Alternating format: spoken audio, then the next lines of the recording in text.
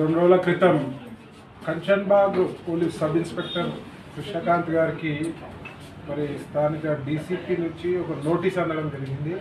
కృష్ణకాంత్ గారు అయ్యప్ప స్వామి మాలధారణలో ఉన్నారు.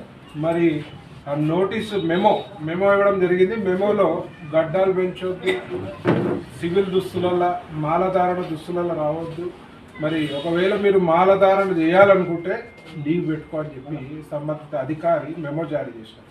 ఎవరన్నా మాట్లాడితే అర్థం పడతాం ఉండాలి. ఇది హిందూ దేశము. 40 రోజులు లీవ్ పెట్టుకోమంటే మీరు లీవ్ ఇస్తారా? 40 రోజులు ఒకవేళ ఇచ్చిన పే ఆఫ్ లాస్ ఎవరు కావాలి? అయినా మా దేశం హిందూ దేశంలో ఎన్నో ఏళ్ళ నుంచి వస్తున్న సాంప్రదాయాల్ని మీరు పోలీస్ శాఖలో ఉండి, పోలీస్ శాఖలో కూడా ఏం చేస్తారు? ఖాకీ యూనిఫామ్ వేసుకొని నల్ల రంగు కండువా వేసుకుంటారు. అందులో తప్పు లేదు. చెప్పులు వేసుకో తప్పు లేదు.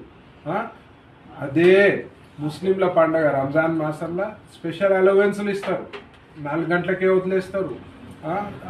నమాజ్ చదవడానికి 5 పూటల పర్మిషన్ ఇస్తారు. మరి హిందువుల పండుగలకు వచ్చే వరకే మరి ఎందుకు ఈ వత్తాసని నేను అడుగుతున్నాను. ఈ డిఫరెన్షియేట్ ఎందుకు చేస్తుంది? మరి హిందువులందరూ కూడా మరి అయ్యప్ప స్వాములు కానీ హిందువులందరూ కానీ మరి రోడ్డు మీదకి వస్తే మాత్రం పరిస్థితులు దారుణంగా ఉంటాయి. మరి ముఖ్యంగా పోలీస్ శాఖ లా అండ్ ఆర్డర్ కంట్రోల్ చేయాల్సిన పోలీస్ శాఖలో ఇట్లాంటి తప్పిదాలు జరిగితే మాత్రం ఏ హిందూ సంఘాలు కూడా ఊరుకునే పరిస్థితి ఉండదు.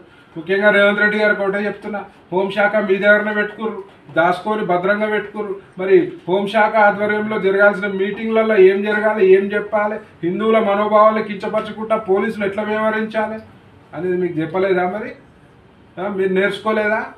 మిమ్మల్ని అడుగుతున్న రేవంత్ రెడ్డి గారు తక్షణము ఒక రివ్యూ మీటింగ్ పెట్టుకొని ఇట్లాంటి చర్యలు పునరావృతం కాకుండా చూసుకోవాలి. అంటే మాత్రం ఆల్రెడీ మీరు చెప్తారు కాంగ్రెస్ అంటే ముస్లింలు అంటే కాంగ్రెస్ అని. ఆల్రెడీ మొత్తం హిందువుల మనోభావాలు దెబ్బతిని ఉన్నాయి. గుళ్లపై దాడులు జరుగుతున్నాయి, విగ్రహాలు ధ్వంసం చేస్తున్నారు. ఆల్రెడీ మీపై దునియా నెగిటివ్ ఇంపాక్ట్ ఉంది. మరి కొత్త రూల్స్ తెచ్చి మరి పోలీసు వాళ్ళు అయ్యప్ప స్వామి మాలేసుకోవద్దు అనే రూల్స్ తీసుకొస్తే మాత్రం బాగుండదు. అందరూ కూడా మరి రోడ్డుపైకి వస్తే మాత్రం మీ ప్రభుత్వం తీరు మాత్రం తీవ్రంగా నిరసనిస్తారని చెప్పి ఈ హిందూ సమాజంలో మీరు హిందూ ద్రోహిగా మిగలొద్దని చెప్పి మనస్ఫూర్తిగా కోరుకుంటున్నాను. జై శ్రీరామ్.